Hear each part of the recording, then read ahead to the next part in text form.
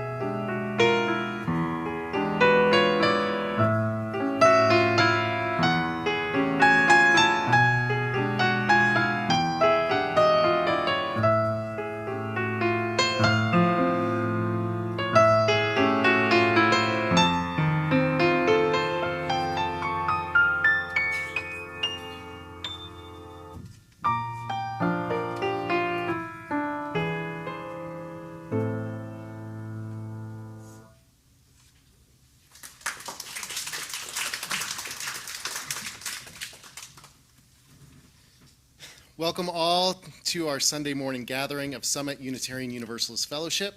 We are so glad to have you have all chosen to join us today, whether you're here in the sanctuary or joining us virtually on Zoom. My name is Steve Homan. I am about 6 foot tall, brown hair, short brown hair, blue eyes, wearing jeans and a gray long sleeve shirt.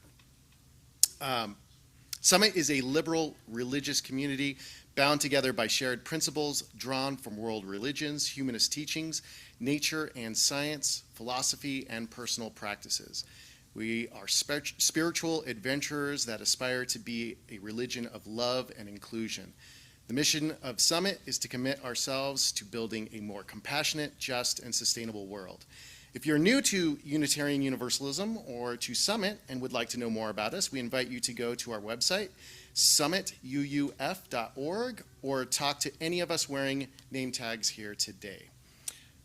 We wish to acknowledge that our fellowship resides on unceded Kumeyaay land, and that for 10,000 years this land has been and continues to be home to the Kumeyaay people. We recognize the violent history of colonization of California and honor the continuing presence of the Kumeyaay Nation. We do have time for a few announcements. Margot, do you want to go first?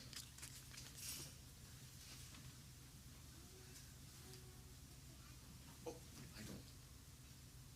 I can yell if I need to. Yeah, I'm sorry, I didn't know that you needed the, oh, where is that? You need a microphone? Microphone? Okay. Thanks.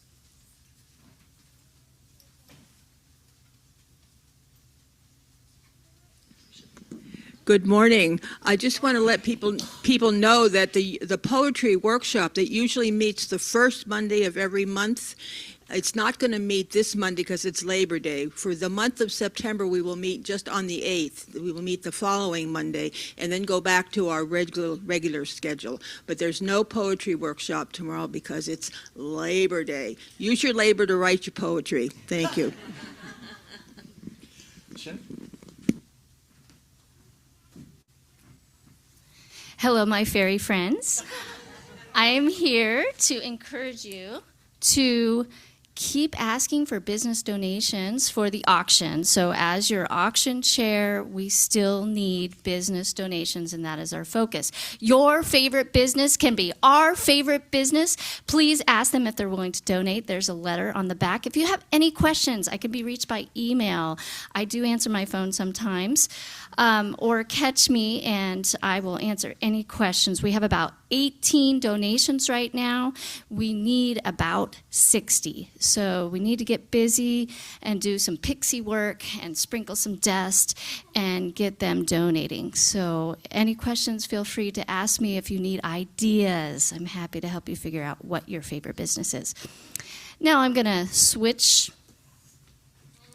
Hi, I'm Shannon, representing the women's group, and we're all having a baby. In fact, we're having twins, so we're going to be celebrating with a shower. Jessica is going to be having twins, so we'll be having a shower on September 21st, right after the service, and the women's group is hosting, and we have a lot of ideas for you for little gifts, little things to put in a basket to give to her that are super helpful in postpartum, and I have them all here. Ta-da!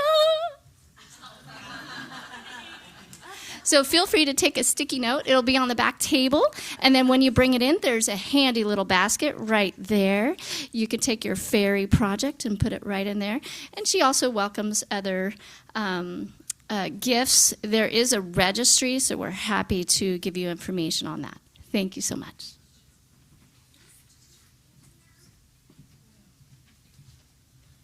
Good morning, everyone. Good morning. Our seventh principle, to which Steve alluded a few moments ago, respect for the interdependent web of all existence of which we are a part. And this morning we're going to hear a wonderful reflection by our guest speaker, Stephanie Mood, about nature and how we are related to nature, how we work with nature. We're hearing wonderful music from our pianist, Barbara. We have wonderful words and reflections from people who have contributed to this service, organizing this service. It's going to be a good day. Tomorrow is a day of action. And Thousands of people will be organizing at the Waterfront Park tomorrow morning at 9:30, including myself. This will be an event organized by Indivisible. It's a national day of remembrance and reckoning. It's titled, along the veins of events which we've held in the recent past, No Kings, Hands Off, Women's Day, International Day. This is titled Workers Over Billionaires. And you can be sure that while we here this morning are thinking about the interdependent web of existence of everything, our administration is not. All they think about is greed and resources going to the top 1% at the expense of the bottom 99, us.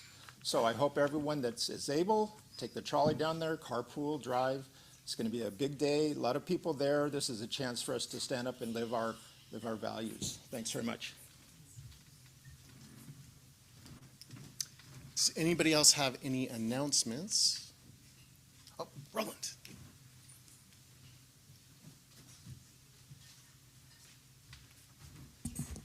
Buenos días. Power to the people, mañana. In 2 weeks, we're going to have a big party, and you are all invited. And please bring your significant or insignificant other, and friends, family, acquaintances, people on the elevator. Bring them. I have a sign-up sheet here. And there are flyers at the back of the room. So if you need a flyer, grab one. It's refrigerator ready. We can be there as early as 6 o'clock in the morning. If you are there at 6 o'clock in the morning, you will be alone. Because I won't be there at 6 o'clock in the morning. But we're going to be setting up. If you need suggestions for what to bring, I have the sign-up sheet.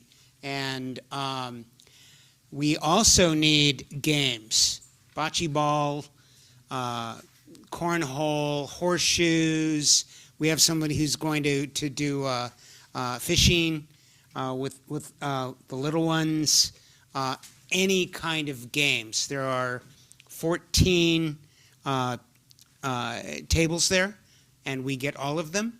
We also need a couple of charcoal barbecues. So if you have one of those relics, I don't, bring it. We could really use it. We will fill in the rest. We're filling out the menu right now. It was suggested to me that we have hamburgers and hot dogs, to which I gave an immediate thumbs down. We're actually going to have chicken ribs, real gung-ho food. So we're going to party like children and eat like kings. And I hope to see you there. What's the event and where? Oh, I'm sorry. The event is the picnic. It's our annual picnic, and it's at the northernmost island in Santee Lakes. Parking is $7, and there are some spaces that are closer if you get there just a little bit early. Our Rev is going to do a very brief talk that morning. And then the rest of the time, we're just going to have a wicked good time. Thank you. Official start at 10? Yeah, the official start is 9-ish. 9-ish. 9-ish, The 10-ish. talk will be Yeah, she's going to talk at 10. Okay. All right? Thank you. Thank you. Yeah, thank you.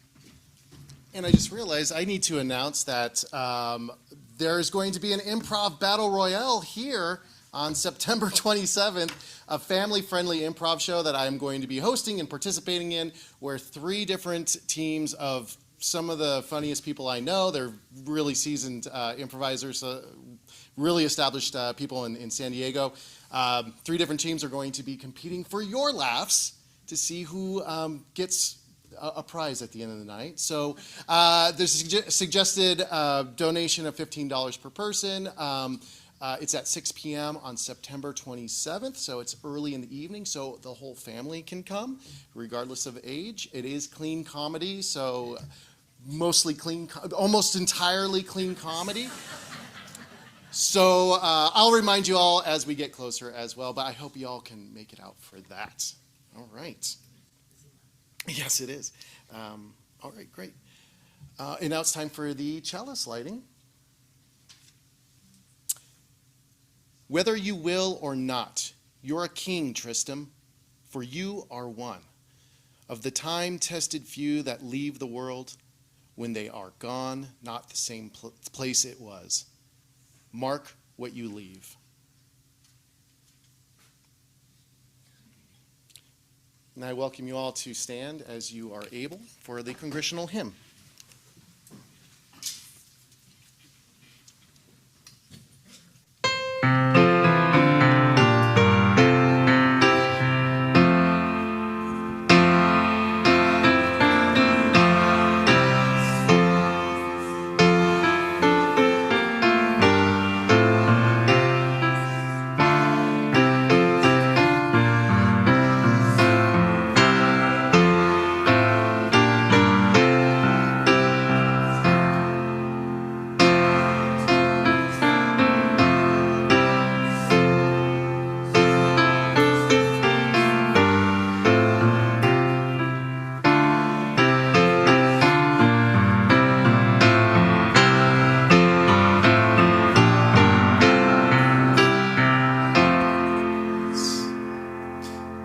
May love be the spirit of this fellowship.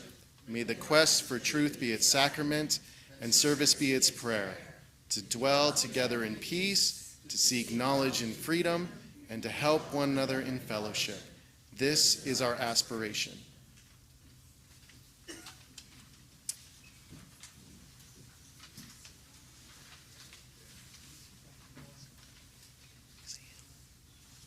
Oh, Tell us. yes. Oh, and if you could stand as well as able for the first hymn, number 66, When the Summer Sun is Shining. And this one is in the gray hymnal, and you might want to look, because we don't have a song leader, so it might be helpful to look at the tune. It's a beautiful tune. I'll give you guys a second for people who are looking. 66.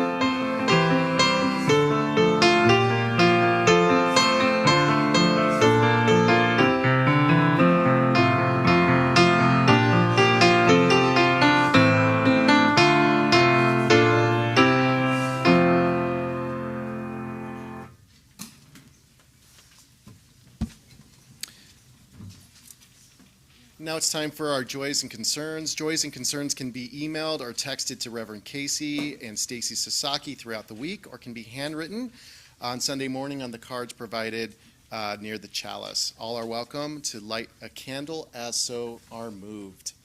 We have one joy and one concern today from Shannon Allen. One joy, She dropped off the boy off to college, and she's very excited, and he's doing great. So.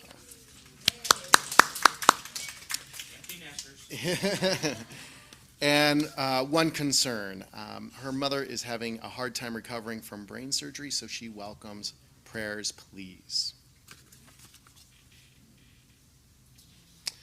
Now we have a reading, The Gardens by Mary Oliver. Moon rose full and without compromise through the good garden of leaves. Here and there stars rode in flickering slicks of water, and for certain the burly trees hunched toward each other, their dark mantles like the fur of animals touching. It was summer on earth, so the prayer I whispered was to no God, but another creature like me. Where are you? The wind stood still. Lightning flung in intermittent flares. In the orchard, something wandered among the windfalls, licking the skins, nuzzling the tunnels, the pockets of seeds. Where are you? I called and hurried out over the silky sea of the night, across the good garden of branches, leaves, water, down into the garden of fire. This skin you wear so neatly, in which you settle so brightly on the summer grass, how shall I know it? You gleam as you lie back, breathing like something taken from water, a sea creature, except for your two human legs, which tremble and open into the dark country. I keep dreaming of how I shall touch you unless it is. I keep dreaming of how shall I touch you unless it is everywhere. I begin here and there, finding you, the heart within you, and the animal and the voice. I ask over and over for your whereabouts, trekking wherever you take me, the boughs of your body leading deeper into the trees, over the white fields, the rivers of bone, the shouting, the answering, the rousing great run towards the interior, the unseen, the unknowable center. Now I'd like to welcome Mary Carter Vale. Mary Carter Vale. Right. Good morning. I'm going to put the mic on. The mic is on the chancel if anybody needs it. My name is Mary Carter Vale. I'm your Director of Religious Exploration. And I'm wearing a garden today because we're talking about gardening. And some of you may know I really love gardening. We do a lot of it in RE. We have a garden at that end of the building, right by the parking, right by the road. So if you want to go see it afterwards, it's all organic. We currently have kale, chard, and some basil and oregano that are going to seed. So if you need basil or oregano seeds, I got you. But I wanted to show you something we made a couple weeks ago, and if anybody wants to come see this closer, they can. This is our bug hotel. I'm going to put it right here so you can all see it. This is our bug hotel. Yeah, and a lot of our kids worked on this.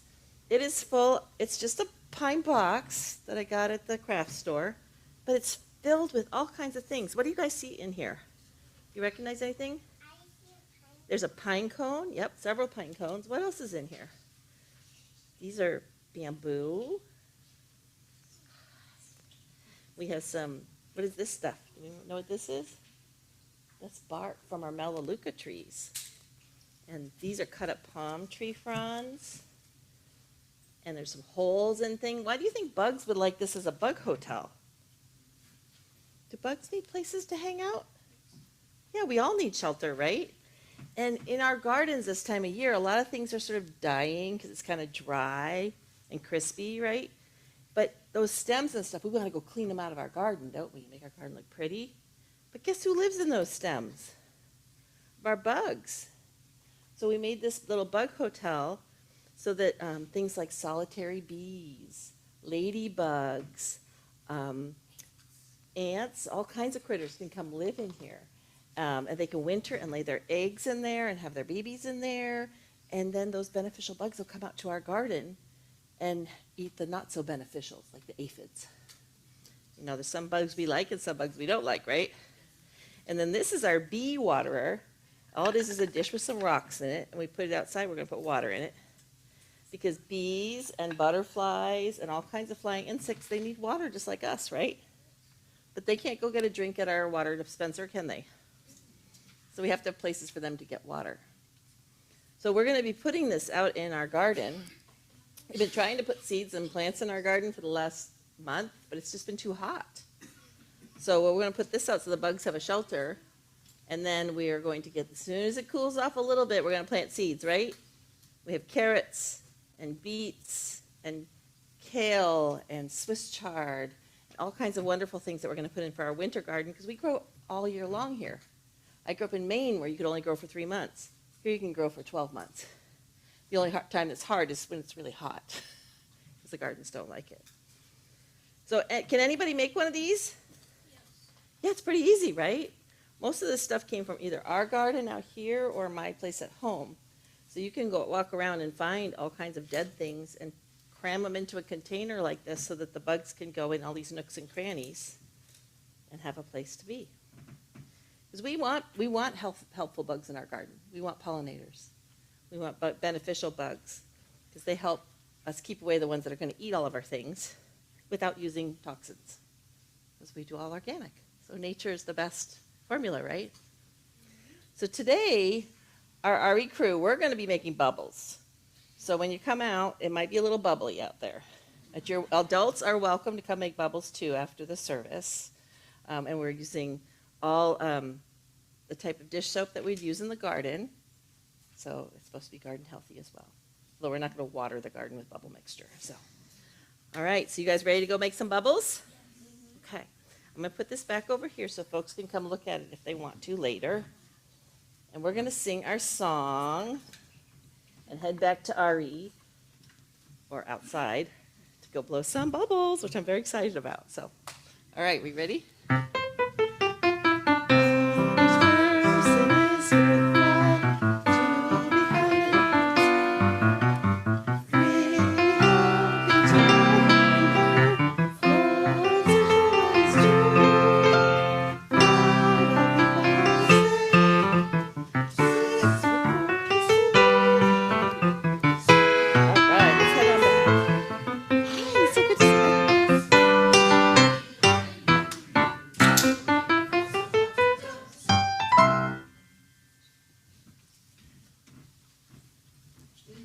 Yes. I have a correction.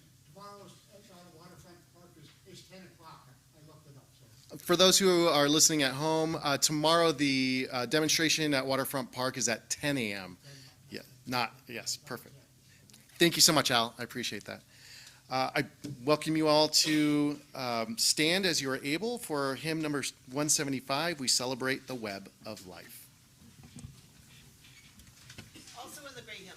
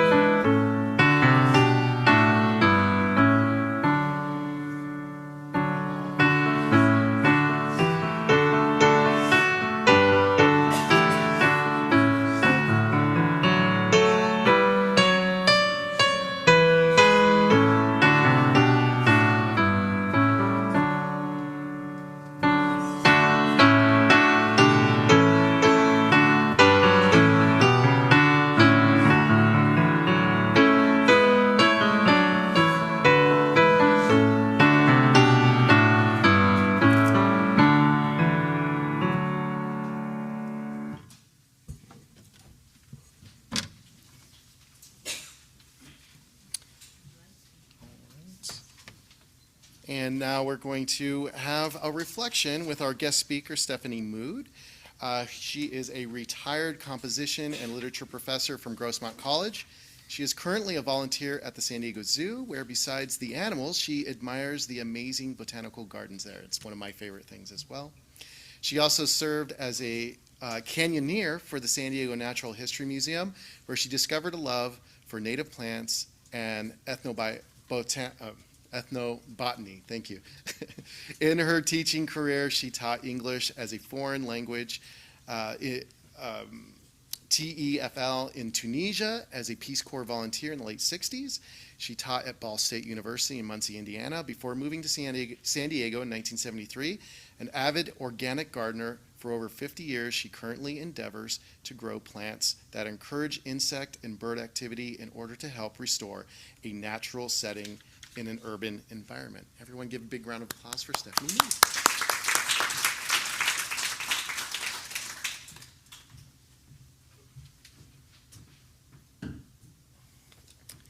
Thank you for that kind introduction. I think I wrote it, but it was good anyway.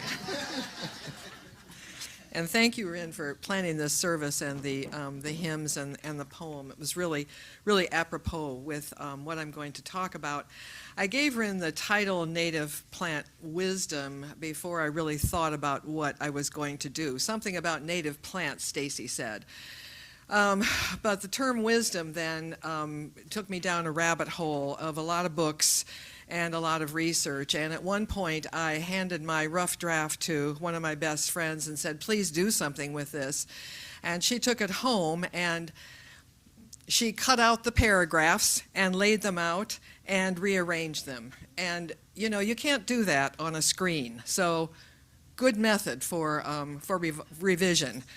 So here we are. So I'm going to start out with a quote from Ursula Le Guin, and I'm going to also use some quotes from other books, specifically The Overstory. I don't know how many of you have read The Overstory by Richard Powers. If you haven't, you might want to pick it up. It's an amazing book, and I'll talk about it. Anyway, so to start with a quote from Ursula Le Guin, she says this. She says, to use the world well, we need to be able to stop wasting it and our time in it. We need to relearn our being in it.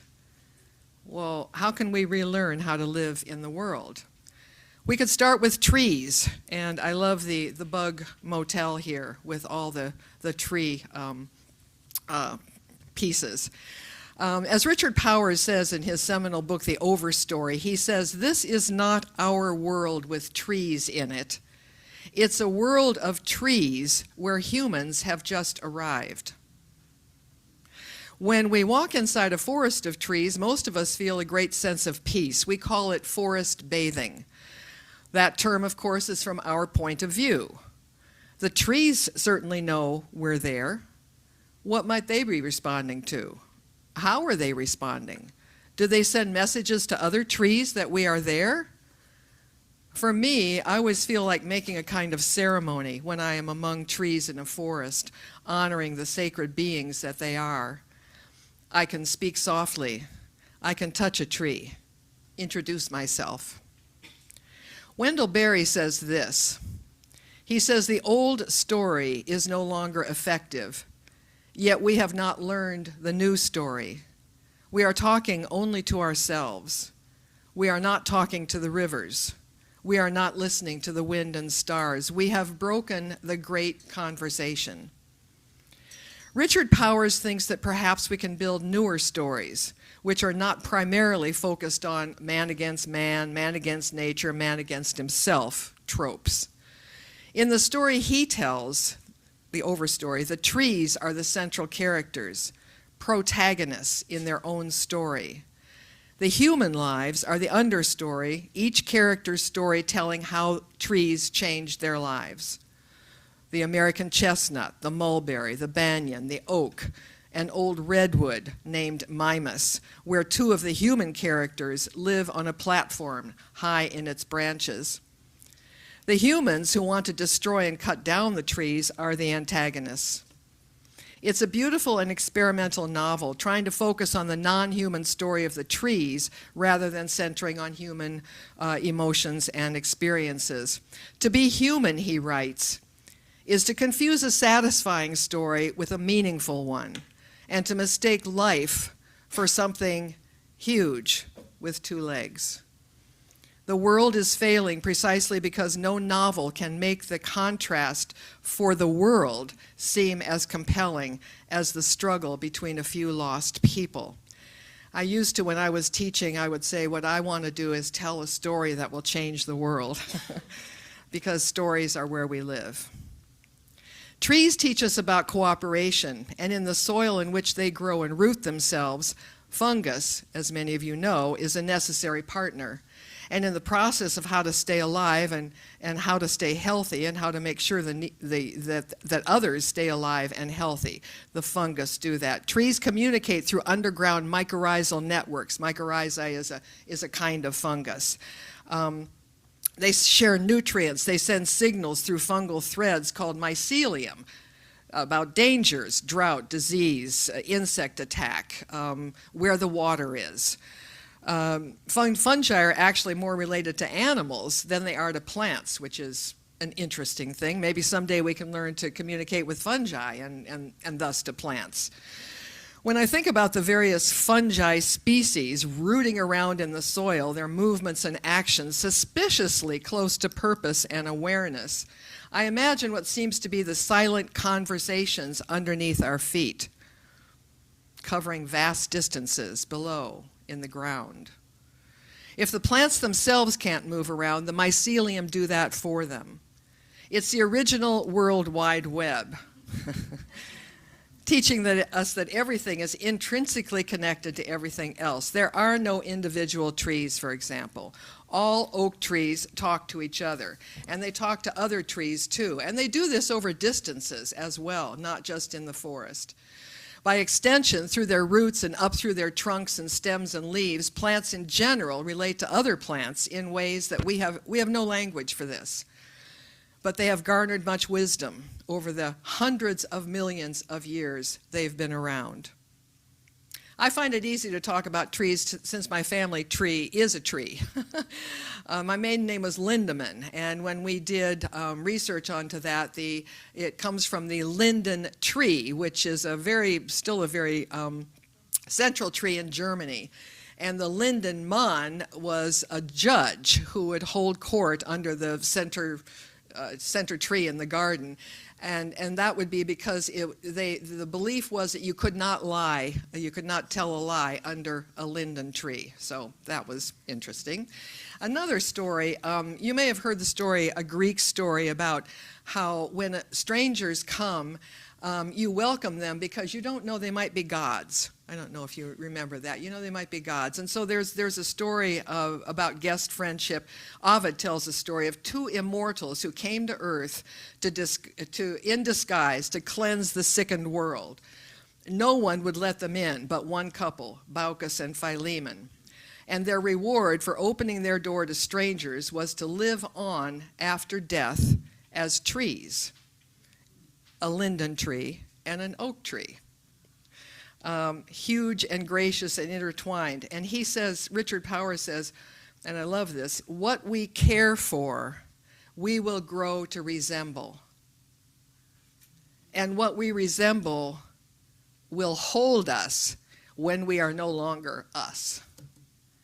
That just blows me away when I read that.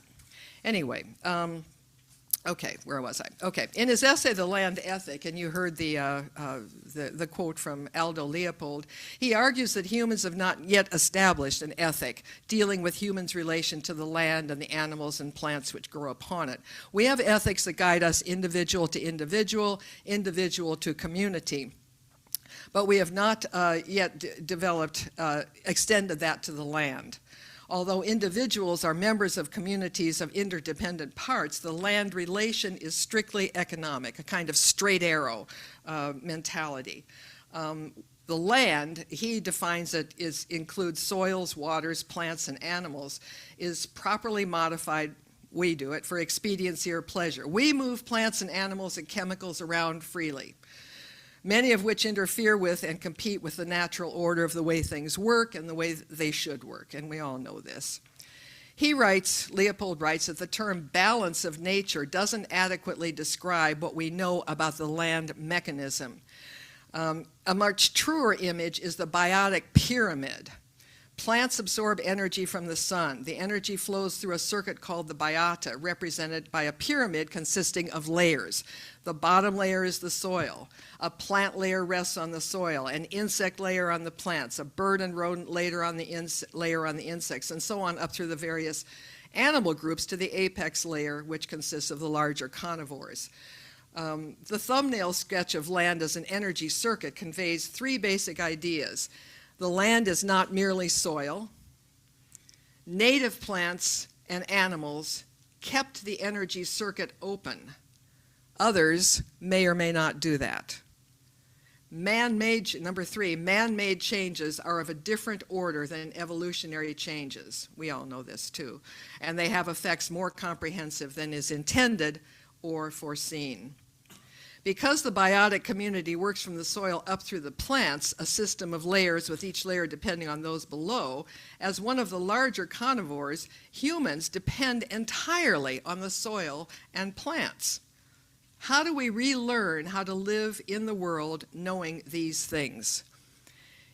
In many stories we have that include plants in these times, I mean this is after John Muir and that, they are antagonistic stories.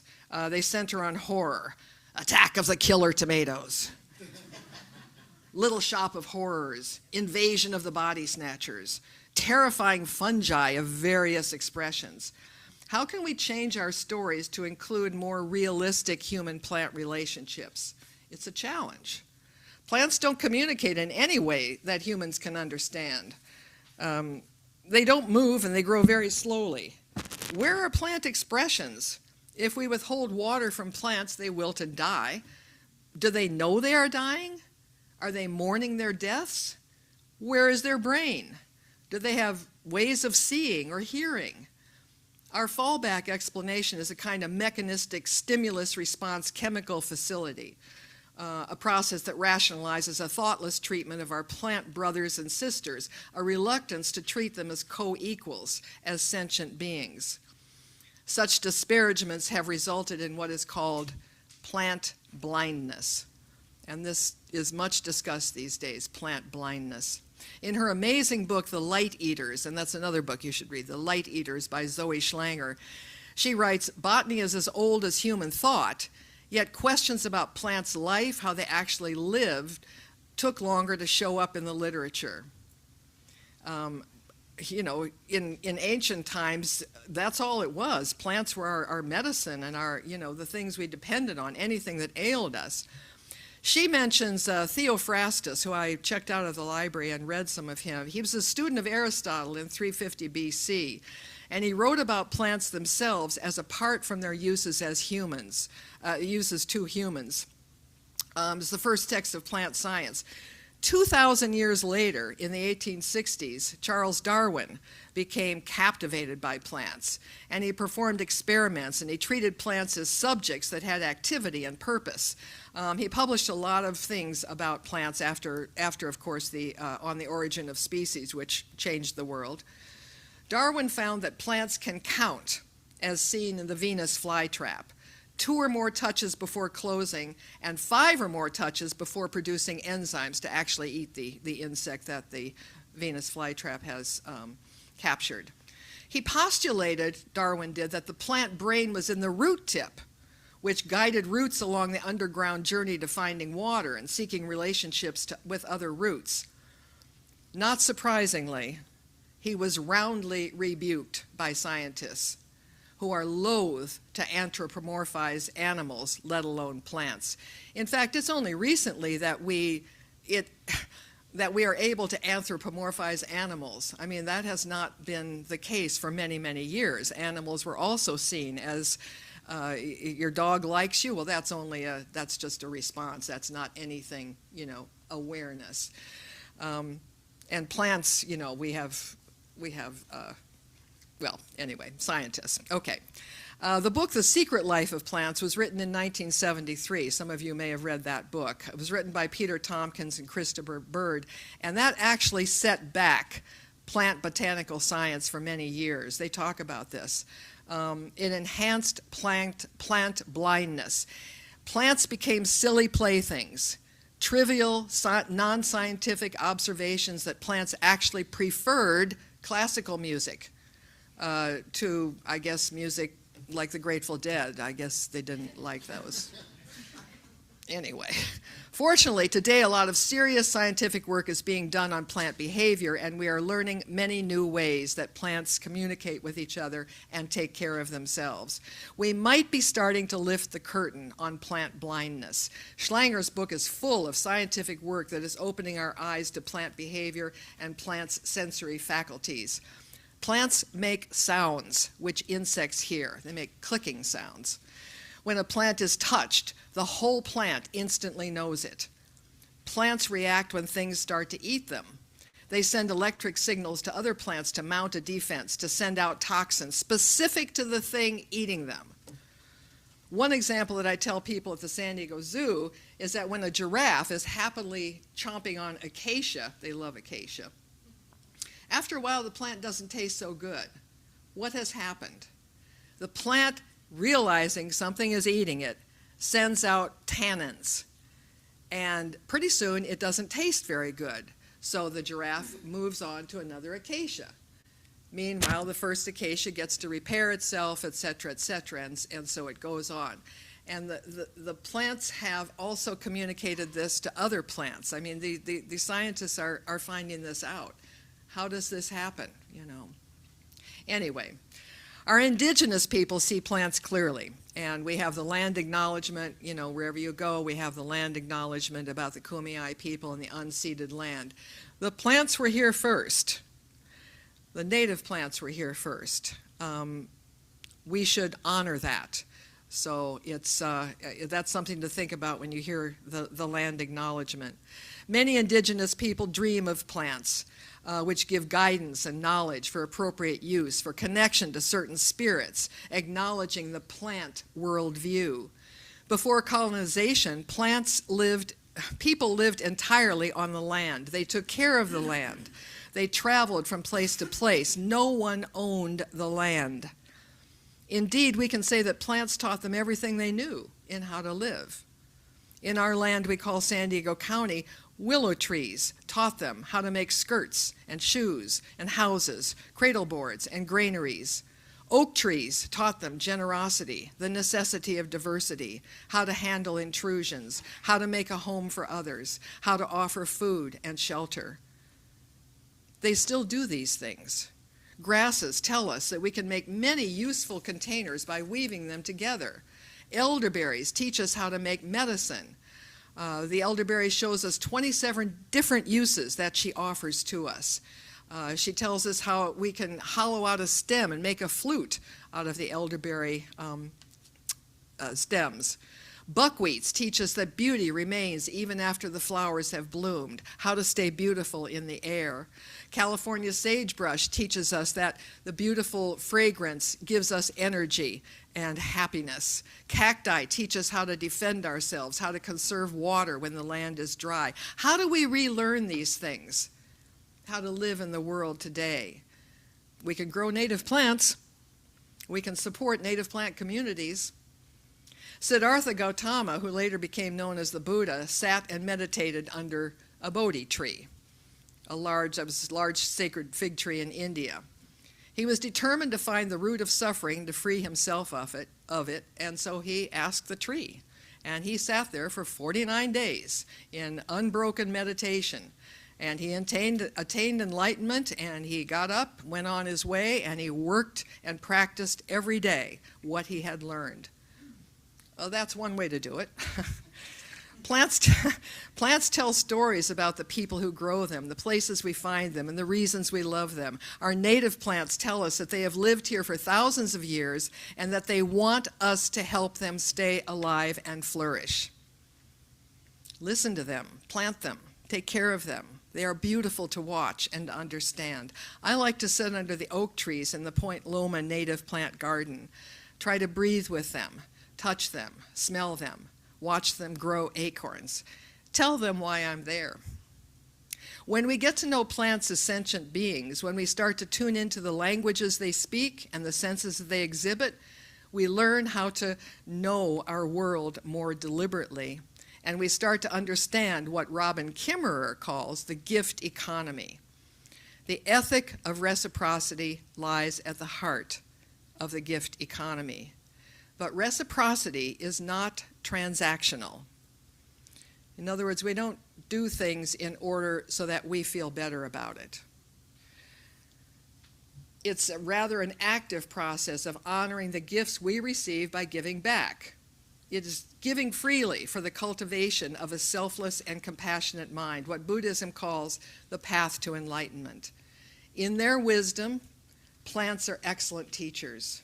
If we pay attention to them, they can tell us many things and give us many amazing ways to tell new stories.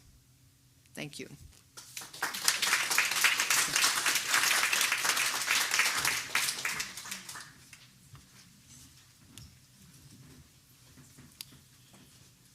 Now it's time for our offering.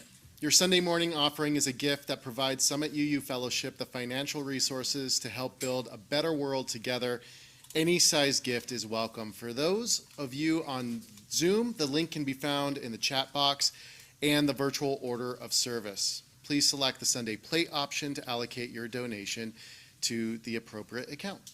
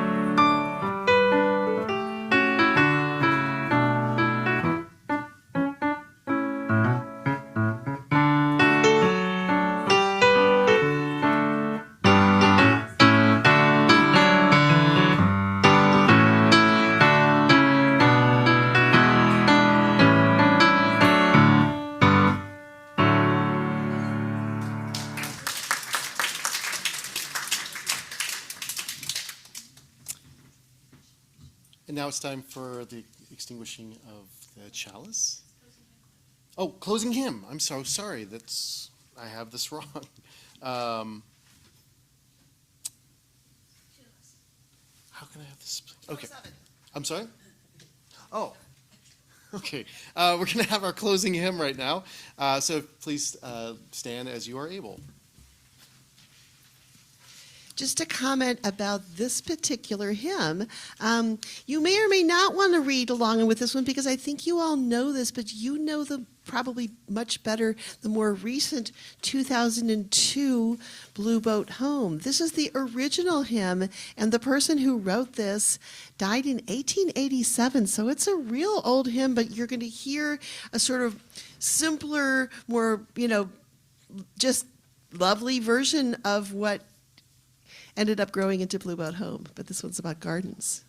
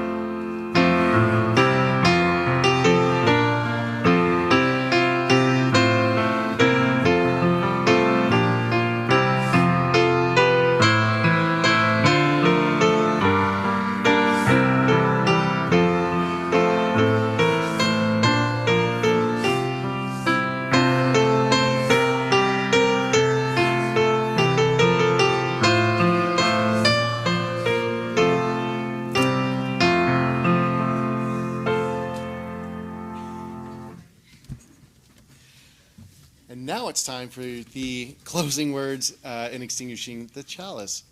Environmental justice is not a left or right issue. It is not a black or white issue. It is a moral issue. Although pollution does not discriminate based on race, we do know the sources of pollution benefit the wealthy while harming the poor. How long do you think our government would let a corporation dump coal ash into the drinking water of a wealthy suburb? Because the victims of pollution are poor people. They are ignored in favor of the monetary gain that these corporations provide. Thank you for being here today, and thank you for putting up with me being my first time being service associate. I only messed up a little. We made it, so this is good. After the closing circle song, just to let you know, we will have a 15-minute break. Yeah, I think so. 10-15-minute break, and then you can be seated and join us for our community gathering. After the community gathering, you're all invited to go to the salon for refreshments and fellowship. So as you are able, please stand and join us for our closing circle song.